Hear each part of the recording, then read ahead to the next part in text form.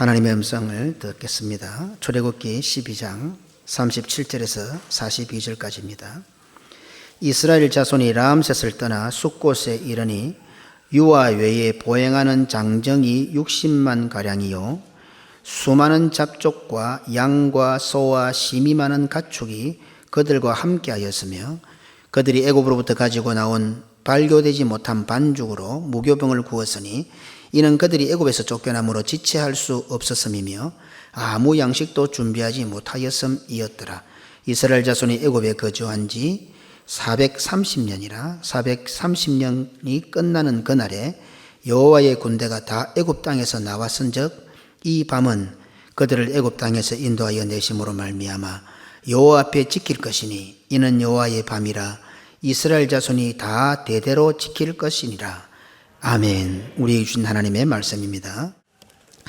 얼마 전에 김정태 전도사님 설교와 성경 공부를 통해서 제가 도전받았던 것이 오늘 설교의 시작입니다. 그때 이방인에 대한 언급을 한 적이 있습니다. 룻기서 1장 1절로 2절입니다. 함께 읽겠습니다. 사사들이 치리하던 때에 그 땅에 흉년이 있더니라.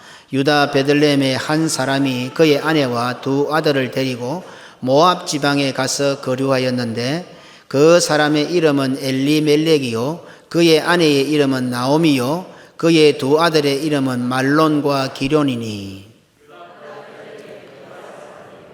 그들이 모압 지방에 들어가서 거기 살더니.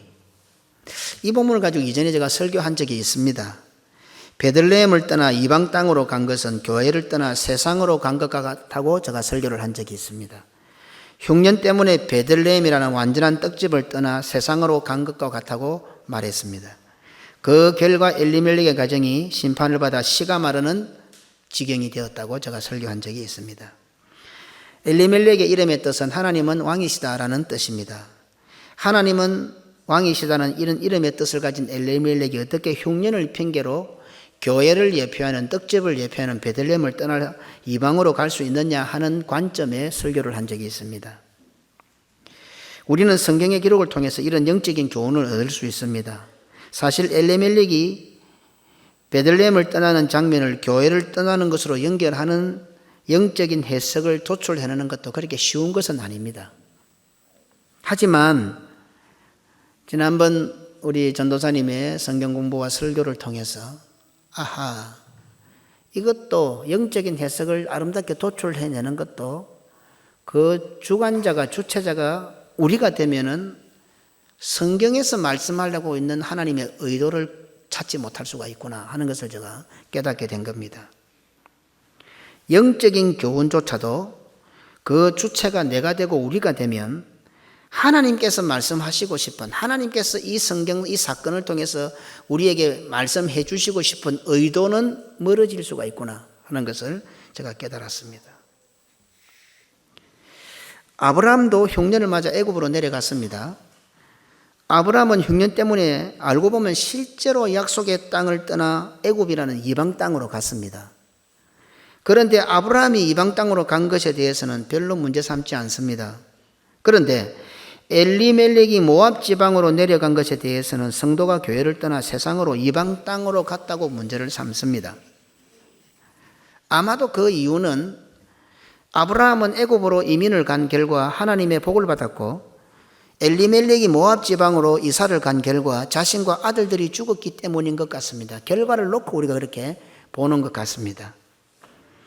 하나님의 말씀인 성경을 우리의 관점과 나의 주관으로 보고 해석할 때에 이처럼 성경이 의도하지 않는 것을 우리가 찾게 되고 성경이 의도하는 것과는 전혀 상관없는 결과만 보고 기복에 빠지는 경향이 있을 수가 있다 하는 것을 제가 깨닫게 된 겁니다. 저는 성경 공부를 통해 엘리멜렉이 이사 간 곳은 이방 땅이 아니라 모압이라는 지방은 이방 땅이 아니라 지도까지 다 펼쳐놓았어요. 지도를 보고 제가 깜짝을 놀랐어요. 그냥 모압 땅으로 갔다니까 모압 지방으로 갔다니 당연히 이방 땅으로 갔겠지라고 생각을 했는데 그때 전도사님이 지도를 딱 펼쳐가지고 이것은 하나님께서 약속하신 땅입니다. 이스라엘 백성이 차지해야 할 땅입니다. 그러니까 경계를 볼 때 이방 땅이 아니다 하는 것을 지도를 딱 올리는 순간에 제가 또 망치 한 대 맞은 것 같았어요. 자, 그래서 제가 오늘 그런 것의 출발을 가지고 오늘 설교를 하게 된 겁니다. 서론적으로 말씀을 드렸습니다. 성경이 말씀하시는 이방 땅이 어디며 이방인은 누구인가 하는 주제를 오늘 던지는 겁니다. 성경이 말씀하시려고 하는 진짜 이방 땅은 어디며 진짜 이방인은 누구인가 하는 것을 돌아보자 이 말입니다. 동일한 흉년을 만나 아브라함이 애굽에 내려간 것도 엘리멜렉이 모압 지방으로 이사를 간 것도 우리의 관점이 기준이 되면 하나님의 뜻을 놓치게 되고 이단보다 더 무서운 괴물을 만들어낼 수도 있습니다. 이런 관점에서 오늘 우리들은 이방인에 대해서 어떤 생각을 가지고 있는지 돌아보십시다. 나는 이방인이라 할 때 누구라고 생각합니까? 오늘까지 교회 다니면서 이방인이라는 말을 많이 들었을 겁니다. 설교를 통해서 이방인. 그러면 이방인이라는 설교를 할 때 그 이방인이 누구라고 생각했습니까? 성경에서 말씀하시는 이방인은 과연 누구겠습니까? 누가 이방인입니까? 이스라엘 족속이 아닌 사람들, 가나안 사람들이 이방인입니까? 저도 그렇게 생각했으니까 대부분 성도들도 그렇게 생각하고 있지 않겠습니까? 우리가 설교 시간에 아브라함을 거론하고 이스라엘을 거론하고 이방인을 거론하면 당연히 이스라엘 사람 아닌 사람들은 다 이방인으로 우리가 쉽게 그냥 받아들이고 있었을 겁니다. 그렇다고 한다면 우리가 믿는 신앙은 이신칭의가 아닙니다. 믿음으로 구원을 얻는 것이 아니라 혈과 육, 혈통으로 구원 얻는 것이 된다 이 말입니다. 너무도 잘 아는 부분인데 이방인 하면 이스라엘 사람이 아닌 가나안 사람으로 당연하게 오늘까지 생각해 왔습니다. 그래서 유대인들은 지금도 사마리아 사람들조차 이방인 취급을 합니다. 저하고 혈통이 같으면서도. 왜? 그것에 근거했기 때문에. 오늘까지 우리가 생각하는 이방인의 그 사고를 가지고 있었기 때문에 알고 보면 북이스라엘이나 남유다나 같은 혈통임에도 불구하고 지금도 이스라엘 사람들은 그때 이스라엘 사람들은 사마리아 사람들을 이방인 취급한 거예요. 개처럼 취급한 거예요. 우리 성도들도 함께 이스라엘 갔다 온 적이 있어서 아시겠지만 그 사람들이 저거 나라 돈스러운 우리들 보고 어떻게 대합니까? 얼마나 교만합니까? 도도하고. 우리를 보는 눈들이 어떻습니까? 저거 나라 가서 여행하고 저거 나라 돈스러워 왔는데도 불구하고 그 이미그레이션 통과하는데 얼마나 우리를 곤혹하게 만들고 도도합니까? 왜? 그들의 정신 속에 사상 속에 뭐예요? 자기들만 택한 백성이고 우리는 이방인이라고 말입니다. 이방인들은 불결하기 때문에 접촉하면 안 되는 거예요. 그런 사상이 깔려 있어요. 저도 오늘까지 나름 성경을 바르게 본다고 자부하면서도 이방인 하면 당연히 이스라엘 사람이 아닌 아브라함의 혈통이 아닌 다른 모든 사람이 이방인이다라고 그냥 받아들였던 거예요. 그렇다면 우리는 어떻습니까? 나는 어떻습니까? 이스라엘 사람 맞습니까? 굳이 따지자면 아브라함의 혈통이 맞습니까? 그러면 이방인이잖아요. 그런데 정작 나는 이방인이 아니라고 생각하고 설교를 듣는 거예요. 아마 우리 대부분 그럴 거예요. 아브라함의 자손들은 다 택한 백성이고 그 외의 모두는 이방인이다라고 생각하면서도 알고 보면 우리도 이방인인데 나는 이방인으로 생각을 안 하고 있는 거예요. 기준이 분명하지 못했던 것 같습니다. 말씀을 오해해도 심하게 오해했던 경향이 있었던 것 같습니다. 자, 그렇다면 성경에서 말씀하고 있는 이방인, 이방 땅은 어디며 누구겠습니까? 하나님의 사람과 이방인을 구분할 때에 당연히 그 기준이 혈통과 족속이 아니라 믿음임을 우리들은 잘 압니다.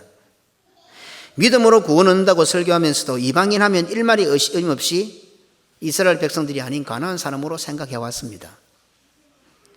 선택받은 백성 하면 당연하게 이스라엘 사람으로 생각했던 것 같습니다. 그러면서 우리에게 적용할 때는 우리는 이스라엘 사람도 아닌데 당연히 선택받은 백성이요 나는 이방인이 아니라는 확신에 차 있었습니다. 자, 이 정도 서론을 해놓고 물어보겠습니다. 우리는 이방인입니까? 우리는 이방인이 아닙니까? 물론 답을 가지고 있는 분도 계시겠지만 그러나 그냥 별 의식 없이 받아들였기 때문에 아주 당연한 건데도 한번 질문을 던져보면 그렇다. 나는 한 번도 내가 이방인이라고 생각해 본 적이 없는데 알고 보니 이방인이네. 이렇게 생각이 들 수도 있습니다. 하나님의 백성과 이방인의 구분은 믿음입니다. 이는 분명한 사실이죠. 오늘 본문 출애굽기 12장 38절입니다. 수많은 잡족과 양과 소와 심이 많은 가축이 그들과 함께 하였으며, 여기 수많은 잡족은 우리 생각에 이방인일 것 같습니까? 하나님의 백성일 것 같습니까? 왜 성경이 수많은 잡족이라고 적어놨을까요? 잡족이라는 표현 자체가 이미 이방인일 것 같은 생각이 안 듭니까? 자, 그럼 또 하나의 질문 던지겠습니다. 이들은 홍해를 건넌 사람들입니다. 홍해는 어떤 사건입니까? 세례 사건입니다. 그러니 이 잡족들은 홍해를 건넜으니 세례를 받은 자들이에요. 자, 다시 묻습니다. 이방인입니까? 이스라엘 백성입니까? 홍해에서 세례를 받은 진정한 이스라엘 백성들이지 않습니까? 그런데 성경은 잡족들이라고 기록하고 있습니다. 그럼 우리는 이 성경을 읽을 때마다 잡족이라고 성경이 기록해 놓았으니 당연히 이방인일 것이다 라고 우리가 취급을 해버리는 거죠. 이들은 틀림없이 10가지 재앙을 보았을 것이며 마지막에 어린 양의 피를 문설주와 임방에 바른 사람들이었을 것입니다. 그렇다면 이 잡족들은 이방인입니까? 아니면 선택받은 아브라함 자손 이스라엘 사람입니까? 왜 성경은 잡족들이라고 표현했을까요? 정작 아브라함의 자손이요 이스라엘 사람이면서도 오랜 세월 애굽에 살면서 애굽 사람보다 더 애굽 사람이 된 자들도 많았을 것입니다. 생각도 사상도 신앙도 애굽화되었을 것입니다. 우리나라 30년 일제 시절을 지냈는데도 아직까지도 그 때가 우리 속에 묻어 있는데 430년을 애굽에서 살았으면 어떻게 되었을까요? 눈앞에서 9가지 재앙이 펼쳐지고 살아계신 하나님의 능력이 나타났지만 400년을 넘게 애굽에서 살아왔기 때문에 그들은 완전한 애굽 사람이 되어버렸고 완전한 이방인이 되어버렸습니다. 그러니까 재앙이 주어지면 주어질수록 바로와 같이 더 완악해지고 아마 바로의 뜻에 동조했을 것이고 바로와 함께 했을 것입니다. 누군데요? 원래는 이스라엘 사람인데, 원래는 야곱의 자손들이요 요셉의 자손들인데, 마지막 10번째 재앙이 있다는 경고가 주어지고 그 소식은 삽시간에 모든 사람에게 퍼져나갔을 것입니다. 이 앞서 있었던 9가지 재앙으로 얼마나 힘든 시간들을 보냈습니까? 이제 마지막 무서운 재앙이 선포가 되었습니다. 아마 삽시간에 이제 무슨 벌이 떨어질까, 무슨 재앙이 떨어질까 그들은 긴장했을 것입니다. 그럼에도 불구하고 끝까지 바로와 함께 어린 양의 피를 임방과 문설주에 바르지 않았을 것입니다. 그리고는 하나님의 심판을 받았을 것입니다. 장자와 초태생이 죽임을 당하는 곡을 했을 것입니다. 혈통과 족속으로는 이스라엘 사람이 맞지만 어린 양의 피를 바르지 않았습니다. 자, 그러면 이들은 이방인입니까? 이스라엘 사람입니까? 이제 이 정도면 답이 대충 나오기 시작하죠. 왜 우리는 성경을 하나님의 말씀으로 믿으면서도 믿음의 관점으로 보지 않고 아직도 세상의 관점, 혈과 육의 관점, 혈통과 세상의 관점으로 보고 있을까요? 왜 우리는 성경을 하나님의 말씀이라고 신앙 고백하면서도 하나님의 관점으로 성경을 보지 않을까요? 왜 우리는 하나님의 말씀인 성경을 우리의 관점, 세상의 관점으로 풀고 해석하고 적용하고 교훈받으면서도 그것에 대한 두려움을 가지지 않을까요? 이것의 가장 핵심이 무엇이라고 생각합니까? 내입니다. 내. 자기. 모든 것의 핵심은 자기입니다. 누가 뭐라 해도 자기가 아니면 안 되는 거예요. 성도들은 그런 거 없습니까? 있습니다. 요새는 별 해야 말도 다 합니다. 하나님이 아니라 해도 안 된다 이러네. 그게 뭔 성도야 그게. 아브라함이 애굽으로 내려간 것을 우리의 관점으로 풀면 흉년을 만나서 하나님께서 정해주신 약속의 땅을 떠난 사람이 됩니다. 아브라함이 애굽으로 내려갔다는 성경을 우리의 관점, 우리의 시각으로 바라보면 아브라함이 자기 목숨을 부지하기 위해서 아내를 루이라고 속인 거짓말한 사건이 됩니다. 하지만 똑같은 사건을 하나님의 관점으로 풀고 하나님의 구원의 관점으로 풀면 하나님께서 아브라함을 흉년 가운데서도 어떻게 인도하시는지를 발견하게 됩니다. 그리고 바로와 애굽의 위협과 위험 가운데서도 하나님께서 아브라함과 사라를 그에게 주신 사명을 이루어가도록 어떻게 인도하시고 보호하시고 구원하시는지를 발견하게 됩니다. 엘리멜렉의 흉년을 만나 모압 지방으로 이사 간 것을 우리의 관점으로 풀면 교회를 떠나 이방으로 세상으로 간 것이 됩니다. 그리고 그 결과 엘리멜렉도 두 아들도 다 죽고 그 집안에 씨가 말라버립니다. 그런 심판을 받는다라고 결론을 내릴 수가 있습니다. 하지만 하나님의 관점으로 이 사건을 들여다보면 모압 여인 루스를 통하여 모압 족속도 메시아의 구원 역사에 동참시키시는 하나님의 오묘하고 놀라운 역사를 발견하게 됩니다. 이렇게 되면 뭐가 궁금해집니까? 모압이 궁금해지는 겁니다. 이제 하나님의 관점을 가지고 하나님께서 그 과부된 모압 여인 룻을 통해서 모압 족속도 하나님의 구원 역사 메시아가 오게 하시는 그 일에 동참을 시키는 것이 눈에 보이기 시작한단 말입니다. 그러면 모압이 어떤 사람인가, 어떤 족속인가를 또 보게 되는 겁니다.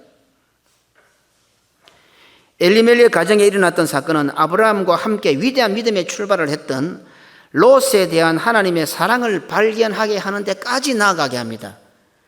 우리의 시각으로 바라보면 그냥 떠나게 되고 벌받고 끝났구나라고 보여지지만, 그러나 하나님께서 이 사건을 통해서 무슨 일을 하시려고 하는 것인가 들여다보기 시작하면은 40장도 아니고 루키스 4장만 가보면은, 4장 말미에 가보면은 뜻이 분명히 드러나 있거든요. 그런데 오늘까지 우리는 그 하나님의 뜻을 자꾸 보지는 않고 우리의 어떤 기준, 윤리적인 기준, 우리의 어떤 상식적 기준을 가지고 성경을 들여다보니까 하나님께서 가르쳐 주고 싶은 것은 아예 접근도 못한다 이 말입니다. 창세기 12장 5절입니다. 아브라함이 그의 아내 사라와 조카 롯과 하란에서 모은 모든 소유와 얻은 사람들을 이끌고 가나안 땅으로 가려고 떠나서 마침내 가나안 땅에 들어갔더라. 아내 사레와 조카 롯과, 창세기 12장의 믿음의 출발, 위대한 믿음의 시작의 단계에 롯이 함께 했습니다. 위대한 믿음의 출발이 있었지만 롯은 물질의 단맛에 빠져서 아브라함을 떠나가게 됩니다. 이게 사실 떠나가는 거죠. 교회를 떠나는 겁니다. 믿음의 여정에서 하나님께서 지시하시는 땅을 향한 대열에서 롯은 물질 때문에 아브라함과 함께하지 못하고 그 믿음의 대열에서 이탈하게 됩니다. 사실 이것이 바로 성도가 교회를 떠나가는, 세상을 향해서 가는 장면입니다. 창세기 13장 5절로 9절입니다. 아브라함의 일행 롯도 양과 소와 장막이 있으므로 그 땅이 그들의 동거하기에 넉넉하지 못하였으니 이는 그들의 소유가 많아서 동거할 수 없었음이니라. 그러므로 아브라함의 가축의 목자와 롯의 가축의 목자가 서로 다투고 또 가나안 사람과 브리스 사람도 그 땅에 거주하였는지라. 아브라함이 롯에게 이르되 우리는 한 친족이라. 나나 너나 내 목자나 서로 다투게 하지 말자. 내 앞에 온 땅이 있지 아니하냐. 나를 떠나가라. 내가 좌하면 나는 우하고 네가 우하면 나는 좌하리라. 언제 이런 일이 벌어졌습니까? 이것도 참 재미있습니다. 12장 1절에서 본토와 친척과 아비집을 떠나오는 믿음의 출발에 아브라함과 조카 롯이 함께 했습니다. 오면서 아마 복을 많이 받았던 것 같아요. 그래서 너무 많은 재산이 생긴 거예요. 그래서 어쩔 수 없이 나누어져야 되는 이런 상황이 오게 된 겁니다. 언제? 바로 그 앞절에 13장 4절입니다. 함께 읽겠습니다. 그가 처음으로 제단을 쌓은 곳이라. 그가 거기서 여호와의 이름을 불렀더라. 자, 위대한 믿음의 출발을 한 아브라함과 롯입니다. 우리는 아브라함이 끝까지 갔기 때문에 아브라함만 자꾸 생각하는데 알고 보면 롯도 함께 했습니다. 위대한 출발에. 그런데 이런 나누어짐의 사건, 아브라함을 떠나는 사건, 교회를 떠나는, 롯이 교회를 떠나는 사건이 언제 있었나? 처음으로 제단을 쌓고 나서 이 일이 벌어진 거예요. 오늘 우리는 정신 차리고 예배 드려야 됩니다. 오늘 이 예배를 드리고 난 다음에 바로 믿음의 대열에서 이탈될 수도 있습니다. 무섭습니다. 왜 성경은 이렇게 기록했을까요? 처음으로 하나님 앞에 제단을 쌓고 곧 이어서 롯이 떠나가는 장면을 기록하고 있습니다. 하나님께서 왜 이렇게 우리한테 기록하셔서 말씀하고 계실까요? 믿음의 대열에서 이탈한 성도들의 결말은 말하지 않아도 뻔합니다. 믿음의 대열에서 이탈했는데도 그 결과가 잘 되면 그는 진짜 버린 자식입니다. 성도들 분명히 기억하십시오. 내가 신앙과 믿음으로 바로 살지 않았고 믿음의 대열에서 이탈했는데 교회 가는 일에 복음 전하는 일에 아무 상관없이 살아도 잘 됩니까? 버린 자식입니다. 버린 자식입니다. 신앙대로 안 살고 믿음대로 안 살고 교회 중심하에 안 사면 잘 안 돼야 돼요. 병에 걸려야 돼요. 망해야 돼요. 그게 희망이 있는 거예요. 신앙생활 바로 안 하는데 잘 돼요. 버린 자식입니다. 요한복음 14장 18절.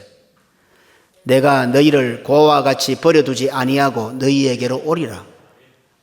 하나님께로부터 버려둠을 당한 것은 심판 중의 심판이고 무서움입니다.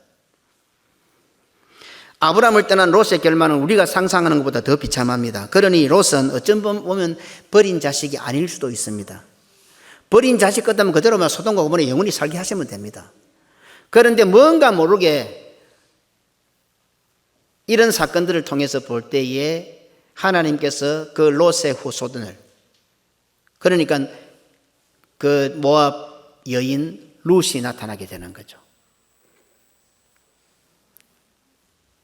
아브라함을 떠나게 만들었던 소유가 불과 유황불에 전멸되는 것은 물론이요, 아내가 눈앞에서 소금구덩이 됩니다. 창세기 19장 26절. 롯의 아내는 뒤를 돌아보았으므로 소금기둥이 되었더라. 눈앞에서 바로 옆에서 자기 아내가 소금기둥이 되는 거예요. 혹시 자기 마누라가 지금 소금기둥이 되고 있는 것 같은 분은 없어요? 예, 있을 수 있습니다. 자기가 소금기둥이 되는지 자기 마누라가 소금기둥이 되는지는 모르겠지만 뒤를 돌아보다면은 우리 부모가 소금기둥이 돼가고 있는지 자식이 소금기둥이 돼가고 있는지 그냥 뭐 숨쉬고 사니까 아무것도 아닌 것 같아요. 정신 바짝 차리고 소금기둥 된다.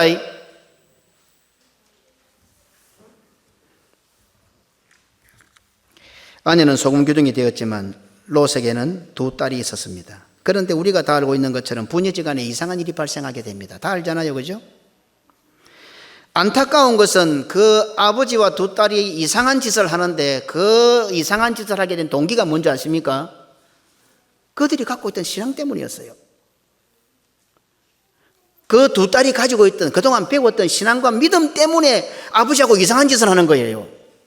너무 안타깝지 않습니까?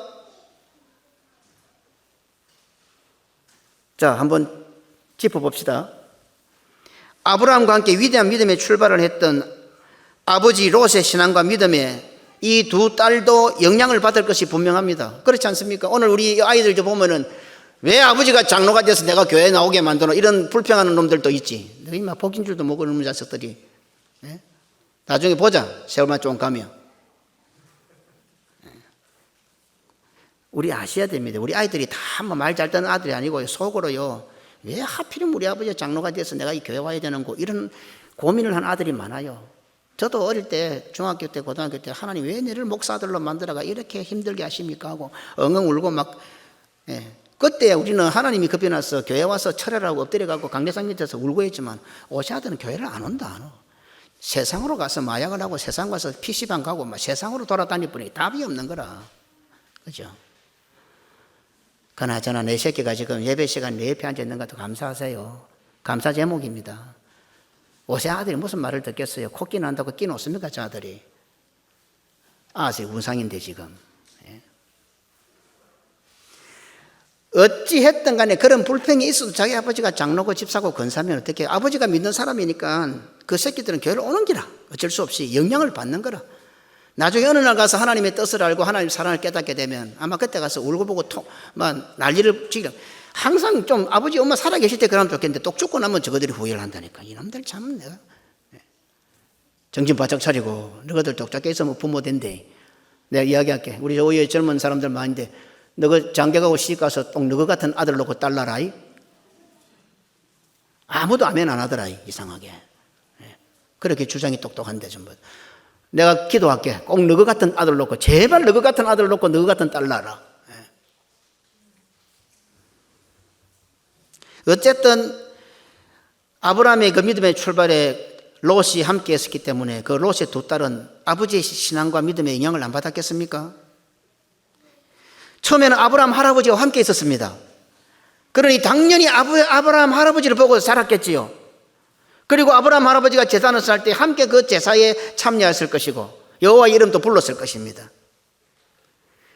그런데 아버지를 따라 소돔과 고모라로 오게 되고 소돔과 고모라를 오는 순간에 순식간에 신앙이 변질되어 버린 거예요. 신앙은요 순식간에 변질됩니다. 천문만 나가면 변질돼요. 금방 곰팡이가 피고요. 배추 따듬어난 거 햇빛 달이 내놓으면 하루도 안 돼서 똥 돼버려요. 신앙은요, 저문만 나가면 변질된다니까. 이상하게.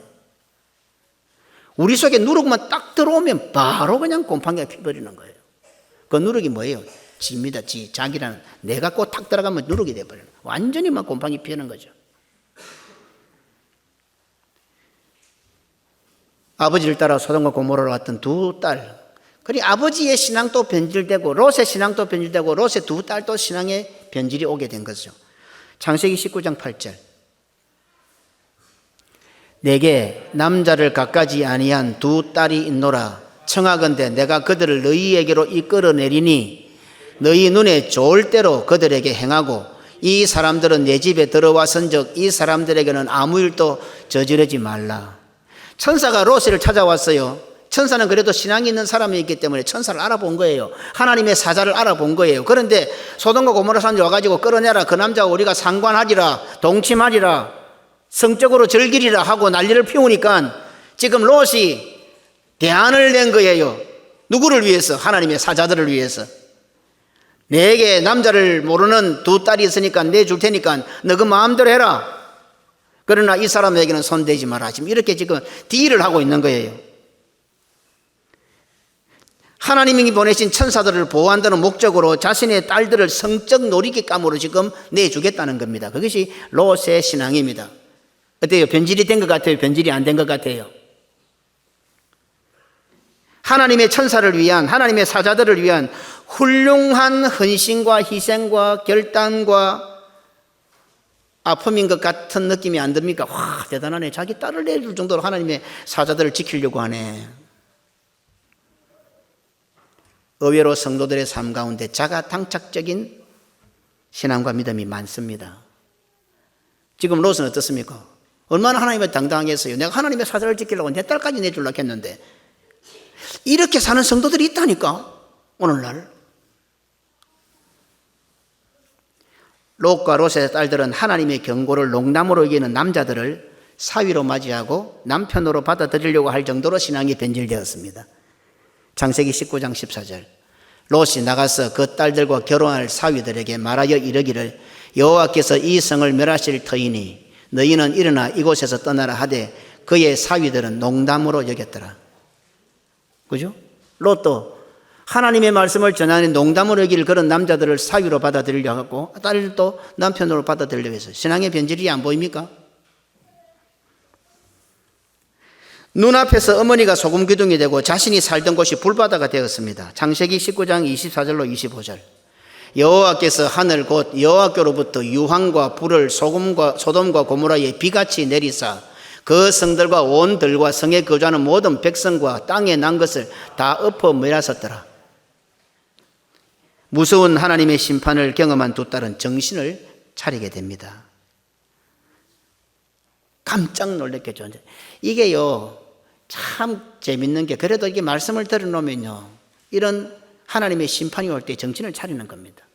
근데 오늘날 성도들은 정신 못 차리는 것 같아요. 자기들이 심판을 받으면서도 하나님의 형벌을 받으면서도 형벌인 줄 모르는 것 같아요. 이게 끝장나는 상황입니다. 이게 끝장나는. 하나님의 말씀이 이가보다고 떠나가고 하나님의 다스림보다 이방의 다스림이 편리하게 여겨질 때 끝나는 말세의 징조입니다. 그게. 자, 두 딸이 정신 차리는 거 한번 봅시다. 창세기 19장 30절로 32절.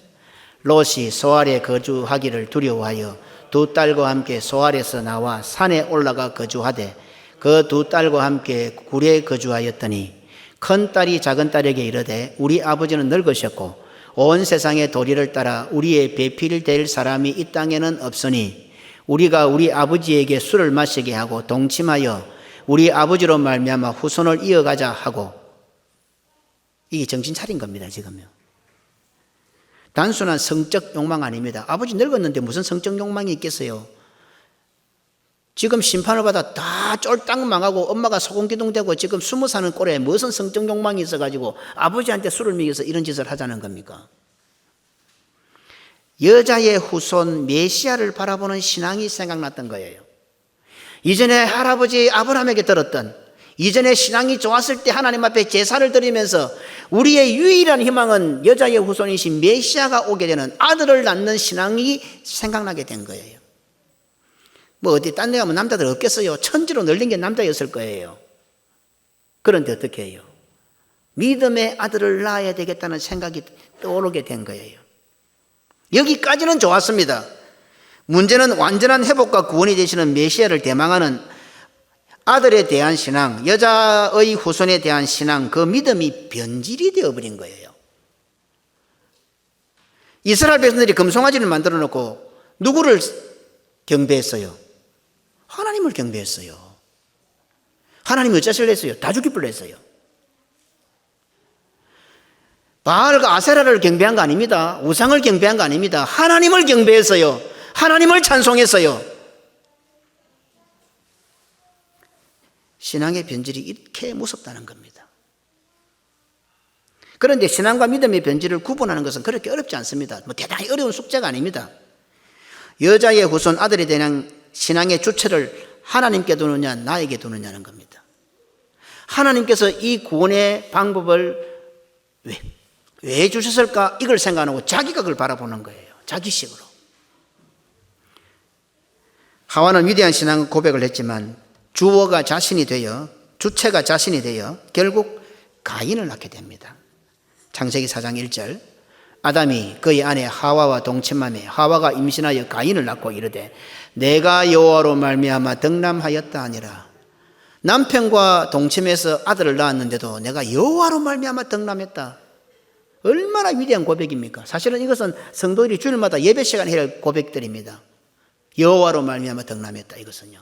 그런데 주어가 내가가 되어버린 거예요. 내가 주어가 되어버리니까 결국 가인이 되어버리는 거예요. 그 위대한 고백조차도. 롯의 두 딸 역시 변질된 신앙, 잘못된 믿음과 결과는 심판과 형벌에 처한 자신들을 회복과 구원으로 인도하지 못했습니다. 회복과 구원은커녕 장차 하나님의 백성인 이스라엘이 나아가는 길에 철천지 원수로 등장할 모압과 암몬의 조상이 됩니다. 창세기 19장 37절로 38절. 큰딸은 아들을 낳아 이름을 모압이라 하였으니 오늘날 모압의 조상이요 작은 딸도 아들을 낳아 이름을 베남이라 하였으니 오늘날 암몬 자손의 조상이었더라. 자, 엘리멜렉이 어디로 갔습니까? 모압 지방으로 갔습니다. 며느리를 받아들였는데 누구였습니까? 룻이었습니다. 자, 이 이름도 잘 잊지 못하도록. 그 조상은 롯이고 그 후손은 룻입니다.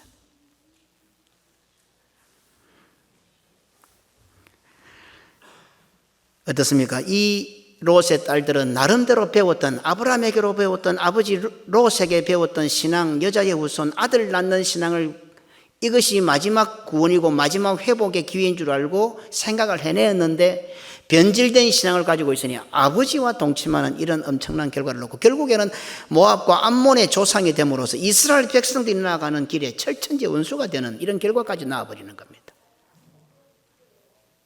신앙의 결단이었는데 말씀이 잘못되고 변질된 신앙, 자기가 주체가 되는 신앙을 가질 때는 결국은 가인을 낳게 되고 모압의 조상이 되고 암몬의 조상이 된다는 걸 성경이 우리에게 경고하고 있는 거예요. 세상이 아무리 달라도 말씀대로 살아야 돼. 핑계 삼지 말고. 부모들이 하는 것이 미련해 보이고 잘못된 것 같아 보일지라도 부모 신발 벗어난 데도 못 따라가면서 똑똑하기는 더 똑똑하고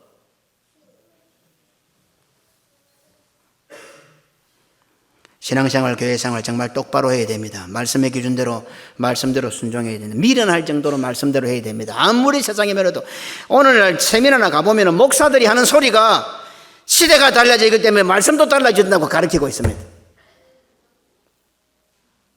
그럼 하나님이 변해야지. 그러면 하나님이 변해야지. 하나님은 끝도 없이 우리 보고 변해라는데 그리스도의 장성한 분에게 자라가라고 하는데 우리는 안 변하고 우리 따라 하나님이 변해야 되고 우리 따라 교회가 변해야 되고 세상의 상과 형편 따라 교회와 성도가 변해야 된다. 이거는 교회 관계상부터 낮출 때부터 문제가 온 거예요. 교회 문지방이 낮을 때부터 문제가 온 거예요. 하나님께서는 불기둥과 구름기둥으로 그 경계를 쌓아놓고 함부로 못 들어오게 했는데 뭐 그래 세상하고 친해지고 싶어갖고 세상이 이해하는 교회가 되고 있대. 하나님께서 인정해 주시는 교회가 되어야지 어떻게 세상이 이해하는 교회가 되기를 원해.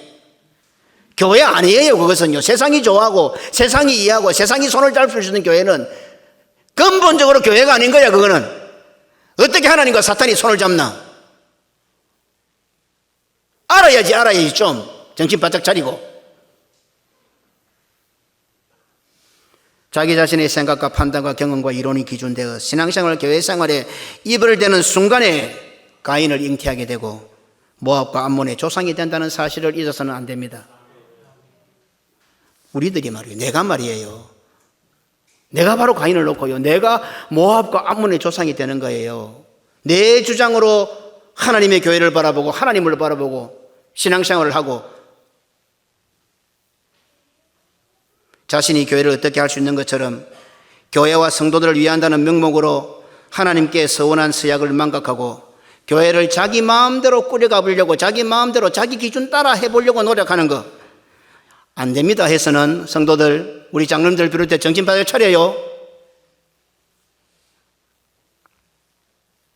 교회의 머리는 예수님이십니다. 교회의 주인은 예수님이십니다. 목사가 주인도 될 수가 없고 장로도 주인 될 수가 없어요. 어떻게 장로가 자기들 마음대로 자기 좋은대로 교회를 하려고 그래? 하나님이 기쁘신 대로 교회를 해야지 목사가 지 좋은 대로 하고 장로가 지 좋은 대로 하면 되는가?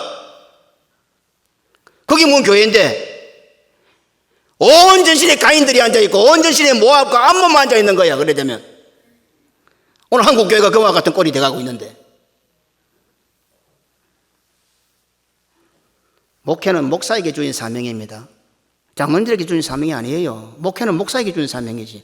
장로님들에게는 하나님께서 목사가 흉내도 못 내는 또 장로의 사명을 주신 거예요.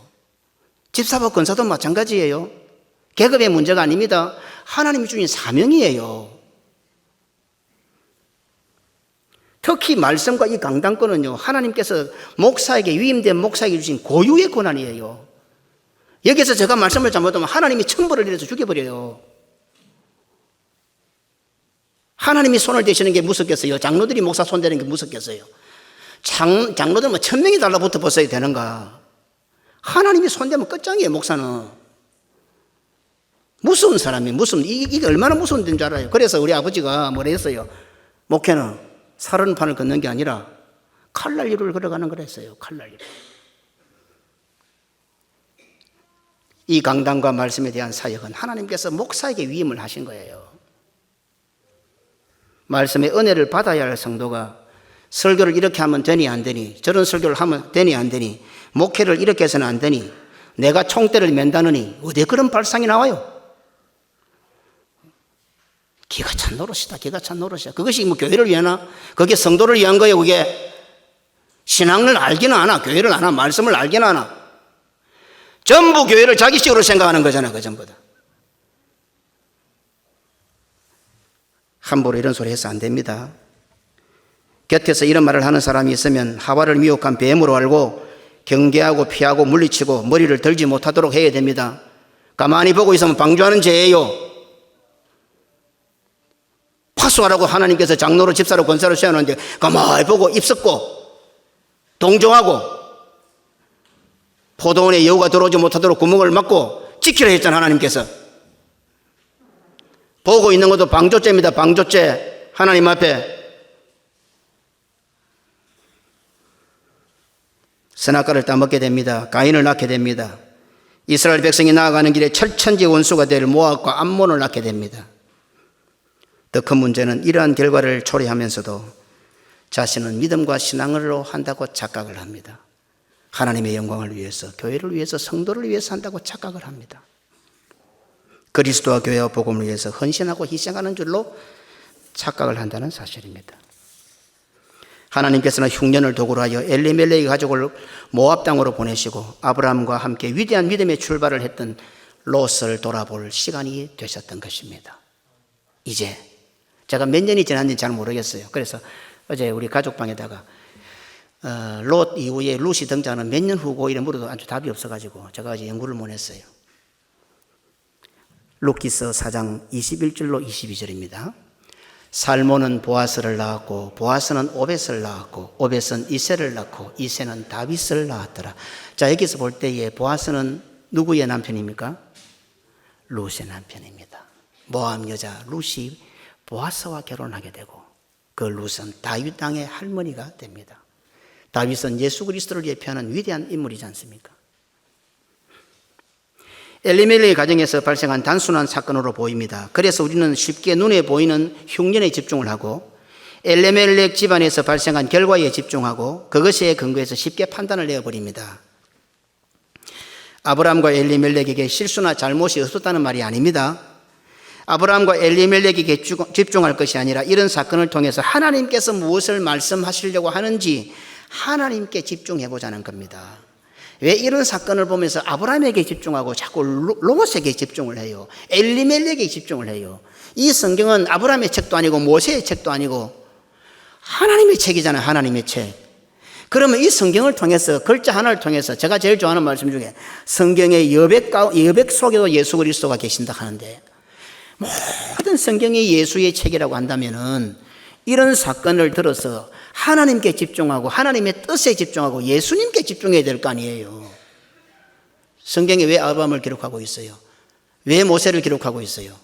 이런 아브라함이나 모세를 통해서 장차 오실 예수를 바라보라고 예화로 만들어 놓은 거예요. 롯을 심판하신 하나님께서는 오랜 세월 후 그의 후손 룻을 통하여 다시 룻과 그의 가문을 구원의 길로 인도하시는 하나님의 하나님의 오묘하고 위대한 사랑을 발견하기에 어렵지 않습니다. 아주 오래전에 아브라함과 함께 위대한 믿음에 출발했던 그 롯도 얼마나 대단했으면 함께 출발을 했겠어요. 하나님의 때가 되어 그 하나님의 사랑, 하나님의 서원하고 서약했던 것을 저버리고 아브라함을 떠나가고 교회를 떠나가던 롯이었지만 하나님은 그 롯을 잊지 않고 계셨던 거예요. 마치 우리 자식이 애먹이고 집을 나가도 평생 동안 집 나간 그 자식을 생각하는 부모의 생각처럼 우리 하나님은 그 롯을 잊지 않고 계셨던 것이에요. 때가 되어 엘리멜렉의 가문이 어떻게 해서 모압으로 간 그 내막은 정확하게 모른다 하더라도 그게 좋은 결정이었던 나쁜 결정이었던 우리는 잘 모른다 하더라도 하나님은 그 결정을 통해서 모압 여인 룻을 이스라엘로 복속을 지키고 장차 하나님의 나라의 왕이 될 다윗의 할머니가 되게 하는, 그래서 이전에 심판과 형벌 가운데 있던 그 롯의 집안을 룻을 통하여 다시금 하나님의 구원 역사에 복속시키는 회복의 역사를 이루시는 거예요. 이런 거 보면 막 닭살이 확, 우리는 기권한다는 게 막 엘리멜렉만 보고 이러는데 이 뒤에 성경이 어렵잖아요. 룻기서는 겨우 넉 장이에요.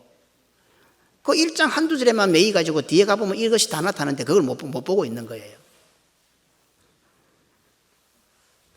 하나님께서 택하신 한 여인 룻을 구원하는 것도 맞습니다. 제가 어제 교회 공사로 가가지고 정상규 목사님하고 이야기하면서 어떤 이야기를 했는가 하면 룻 이야기가 잠시 나와가지고 하나님의 사랑은 너무 잔인하다. 왜? 뭐 때문에 여리고성을 무너뜨렸나? 우리는 여리고성 무너뜨릴 때에 뭐 하루에 한 바퀴 돌고 입 다물고 있다가 마지막에 뭐 해서 13번 감 지르고 뭐 함성 지르고 그러고 뭐 해서 여리고성 그 철옹성 여리고성이 뭐 안으로 무너지고 한 명도 안 다치고 뭐시 안에는 다 죽고 뭐 이런 생각 많은데, 자 그러면 하나님께서 여리고성을 무너뜨린 이유가 어디 있노? 하나님께서 여리고성에 정탐꾼을 보낸 이유가 어디 있노? 그 당시에 그 가나안의 관문이라고 있는 그 여리고성, 철옹성 여리고, 그 여리고를 기적같이 무너뜨린 이유가 무엇이고, 하나님을 믿는 딱 한 여인 기생, 그것도 신전에서 몸 팔고 있던 기생, 우리가 생각하는 이방인 축에도 들지 않는 그 기생 라합, 하나님을 믿는 신앙을 가지고 있었던 그 여자 하나를 구원하시려고 여리고성을 무너뜨리신 거예요. 오늘 우리가 그냥 구원받은 줄 알아요. 우리는 기생 라합보다 못한 자들이었지만 하나님께서는 우리를 살리시려고, 나를 살리시려고 죄와 사망의 지옥의 성을 무너뜨리시고 우리를 지금 이 자리에 앉게 하신 거예요. 그 기생 라합 하나 살리려고 여리고성을 무너뜨리셨던 것처럼 하나님이신 예수님께서는 이 땅에 오셔서 나를 구원하시려고 죄와 사망과 지옥의 철용성을 무너뜨리신 거예요. 물론 이 엘리멜렉 사건은 룻을 구원하는 하나님의 뜻이 담겨 있습니다. 그러나 그 뜻보다도 그 속에 담겨있는 무한한 하나님의 오묘한 구원의 계획들이 담겨 있는 거예요. 엘리멜렉과 그의 가정에 불어닥친 엄청난 불행한 상황의 회복을 통해서 이전 롯이 당한 심판과 형벌이라는 불가능도 전적인 하나님의 은혜로 회복되는 구원의 위대한 장면을 발견하게 합니다. 우리는 잡족입니다. 이 자리에 있는 우리 모두는 다 잡족입니다. 아니, 잡족에도 들지 않은 짐승들이었습니다. 제가 다음 시간에 조금 말씀드리겠는데 조금 힌트를 드릴게요. 하나님께서 창조하실 때요, 궁창 위의 물, 하늘, 궁창 아래의 물, 궁창 아래의 물은 물을 물대로 모으니까 바다가 되고 묻이 되었어요. 그런데 창조하실 때 희한한 게요, 그 땅에 넣을 재료를 만드시는데 먼저 채소부터 만들어요. 그래서 제가 만약에 이 채식주의자 이런 것들 이걸 또 근거로 해가지고 하나님께서 동물부터 안 만들고 채식부터 만들었다, 그래서 채소부터 모여야 건강하다, 이렇게 해석할 수도 있어요. 예를 든다면 이 성경을 이렇게 풀면, 우리식으로 풀면 희한하게 풀릴 수가 있어요. 그런데 하나님께서 궁창 아래의 물에 물을 물대로 모아서 바다로 만들고 드러난 묻을 땅으로 만들었는데 셋째 날에 채소부터 딱 만들어요. 채소부터 딱 만들고 어떻게 해요? 그 다음에 짐승 만들어요. 사람 만들어요. 사실 넷째 날, 다섯째 날에 보면 물고기들 만들고 큰 바다 짐승 만들고 하늘에 나르는, 궁창에 나르는 새를 만들고요. 마지막 날에 그 땅에 살 짐승과 사람을 만들었는데 짐승과 사람 사이의 경계를 딱 만들었어요. 그게 에덴 동산이에요. 제가 말씀을 보는데 이게 너무 좋은 거예요. 그렇다, 경계는 모세에게 준 율법에 따라서 경계를 주신 것이 아니라 이미 하나님께서 창조하실 때부터 경계가 있구나. 경계가 사람과 짐승들 사이에 경계가 있는, 그 경계가 에덴 동산이었어요. 그런데 에덴 동산에 담이 무너지고 사람이 에덴 동산에 쫓겨난다는 것은 뭐가 된다는 말입니까? 무슨 경계가 없어진다는 말입니까? 사람과 짐승들의 경계가 없어지는 거예요. 그래서 짐승보다 못한 인간이 되는 거예요. 우리가 에덴 동산을 나오면은 짐승보다 못한 인간이 되는 거예요. 짐승과 사람의 경계가 없어지는 거예요. 이런 비밀도 이 속에 들어있었구나. 이 교회는요, 하나님께서 세상과 짐승과 경계를 쌓아놓은 것이에요. 이게요. 그런데 이거 나가면 어디 돼요? 짐승과 우리가 경계가 없어지는 거예요.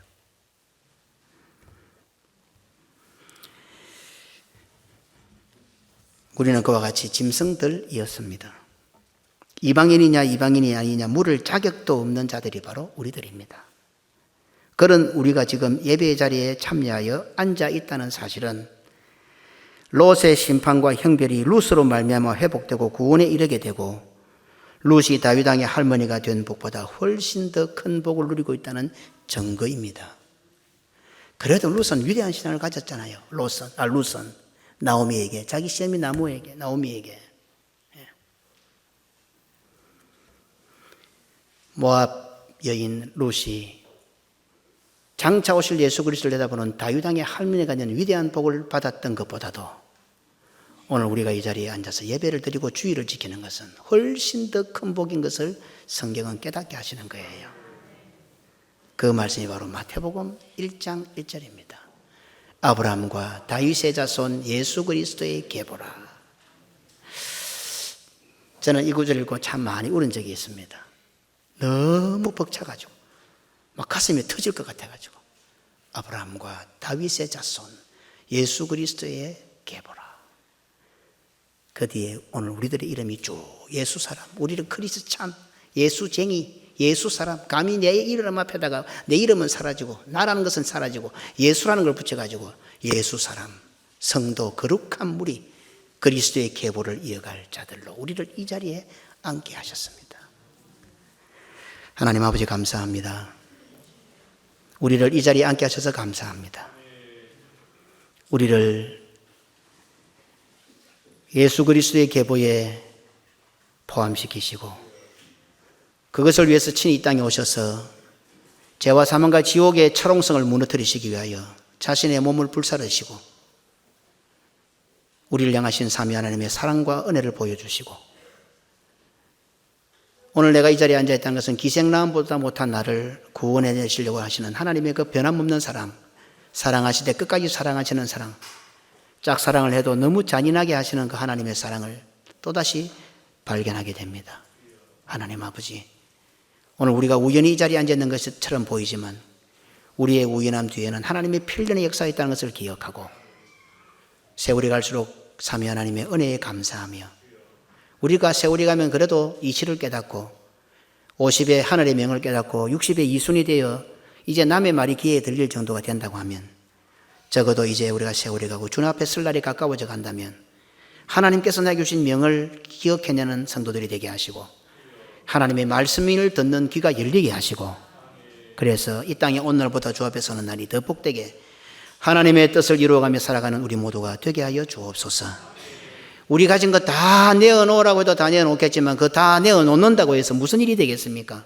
차라리 우리 같은 것 택하지 아니하시고 저 재벌들 한두 사람만 택해도 우리가 할 수 없는 수천 가지 일들도 해내실 것인데 왜 하나님은 미련하게 그런 대재벌들을 부르지 아니하시고 하루하루 먹고 살기도 빠듯한 우리들을 부르셔서 하나님의 뜻을 이루는지 그 의미를 깨닫게 하시고 우리가 하나님을 사랑하는 마음으로 다윗이 내가 주를 사랑하나이다는 그 고백을 가지고 하나님을 사랑하면서 겨자씨만한 것, 눈에 보이지 않은 것을 내놓아도 하나님은 그것 들으시고 하나님께 친히 역사하셔서 산을 옮기시고 뽕나무를 뽑아다 바다에 심기우시는 구원의 역사를 이루신다는 사실을 잘 깨닫고 비록 내가 보리떡 5개, 물고기 2마리밖에 안 되는 연약한 것일지라도 하나님의 손에 들려질 때에 5,000명, 수만 명을 먹이고도 남고 하나님의 교회를 아름답게 세워가고 구원의 역사를 이루는 위대한 위대한 삶을 살 수 있다는 것을 깨닫고 오늘도 주의를 지킬 수 있는 것에 감사하고 예배의 자리에 앉을 수 있는 것에 감사하고 세상이 아무리 변해도 우리가 말씀대로 살아보려고 발부둥치는